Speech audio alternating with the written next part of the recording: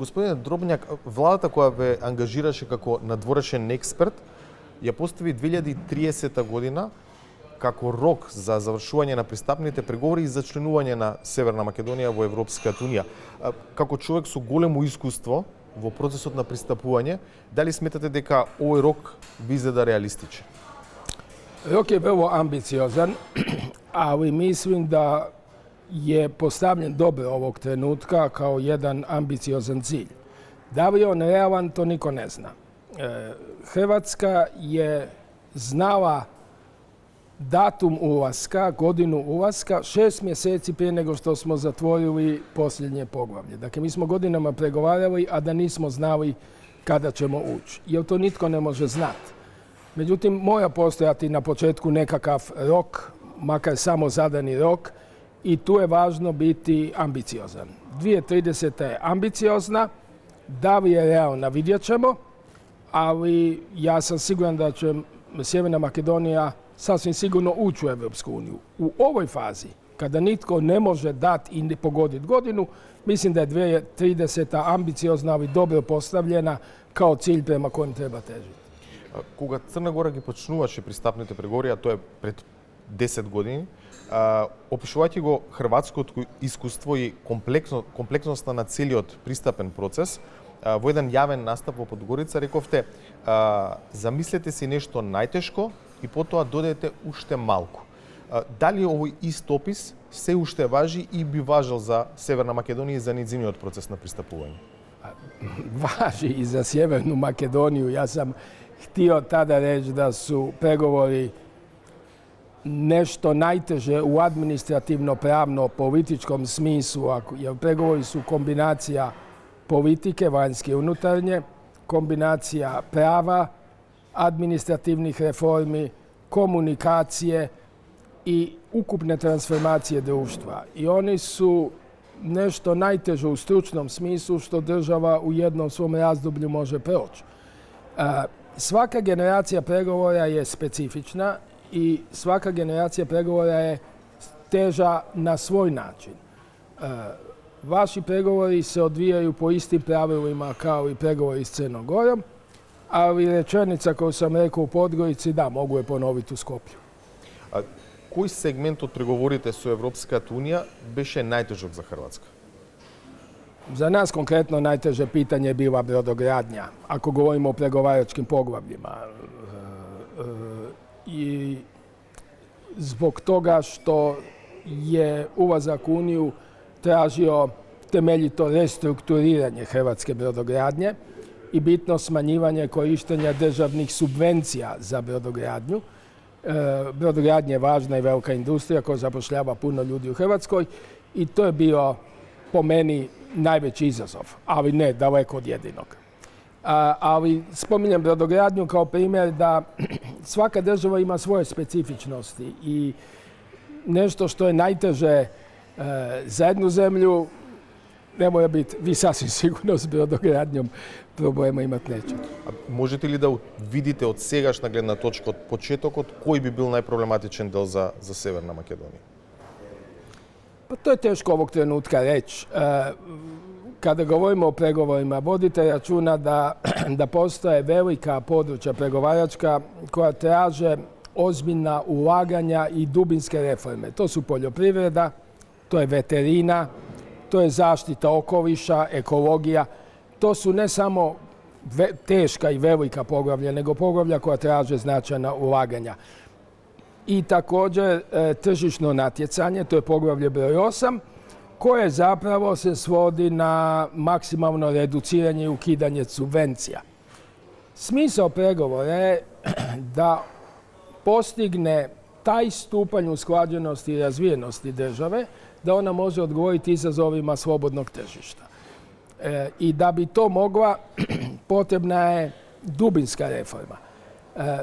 Koje će poglavlje biti najteže za Makedoniju? Ponavljam, teško mi je reći, ali mislim da bi to mogla biti poglavlja 8, 11, 12, dakle tržišno natjecanje, poljoprivreda, veterina i okoliš. Македонија ќе ги води преговорите според новата методологија за пристапување. Што мислите вие за оваа трансформација во пристапниот процес? Што мислите за новата методологија? No, metodologija tek treba biti testirana u praksi. Srbija i Crna Gora su prihvatile novu metodologiju nakon dugih godina pregovora po prethodnoj metodologiji. Sjeverna Makedonija i Albanija kreću od samog početka po novoj metodologiji. Nova metodologija je teška, ali u novoj metodologiji, ako pažljivo čitate dokument, stoje rečenice da nova metodologija ima za cilj ubrzati pregovore, učiniti ih istovremeno i težim, ali i bržim. Trebamo vidjeti kako će to izgledati u praksi. Ideja sa 7 klastera. Mislim da bi to moglo ići dobro za Sjevernu Makedoniju, ali treba čim prije krenuti. To je najvažnije ovog časa. Така наречениот француски предлог во земјава предизвика и се уште предизвикува бранување на политичката сцена. Имате ли вие став за преговарачката рамка за Северна Македонија и дали таа излегува надвор од вредносниот систем на Европската унија? Pa vi imate, dakle, jako je teško odgovoriti na ovo pitanje u smislu da imate dva osnovna temeljna vrijednosna okvira Evropske unije. Jedan je pravni okvir koji vrlo precizno se može mjeriti, a to je svi dokumenti, sva zakoni, sva regulativa koju treba usvojiti. Drugo su etička, politička, moralna, ljudska načela i mi dijelimo evropske vrijednosti i mi pripadamo evropskim vrijednostima. Mislim da je u slučaju Sjeverne Makedonije, mislim da mi, posebno Hrvatska, vrlo dobro poznajemo, prepoznajemo i podržavamo vaše osnovne ciljeve obrane i zaštite nacionalnog identiteta. Mi to jako dobro znamo, koliko je to važno i koliko je to teško i tu imate našu punu podršku. Mislim da i Europa to razumije. Ovog trenutka ono što je najvažnije i koristim priliku ovog intervjua je da cijela javnost Sjeverne Makedonije postane svjesna činjenice da su pregovori otvoreni. Otvaranje pregovora nije samo simboličan čin. Otvaranje pregovora znači da vi prelazite u jedno novo operativno stanje, da se vama jedna ogromna nova prilika otvara i tu priliku treba maksimalno iskoristiti i stvoriti dobar momentum. Vi ste čekali jako puno godinama da se otvore pregovori. Pregovori su otvoreni i mislim da je važno da ne samo državna uprava, novinari, političari, javnost, civilno društvo, svi počinju razmišljati u toj kategoriji. Vi niste sada samo država kandidat. Vi ste država kandidat koja pregovara. I mislim da je to potrebno da ta svijest se usadi u najširi korpus makedonskog društva. Srbija и Црна Гора веќе долго време преговараат. Северна Македонија и Албанија само што почнаа со преговорите.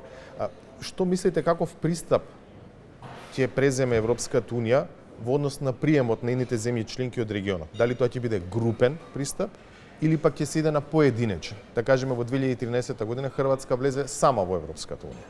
Da, Hrvatska je jedina država uz Grčku koja je ušla sama.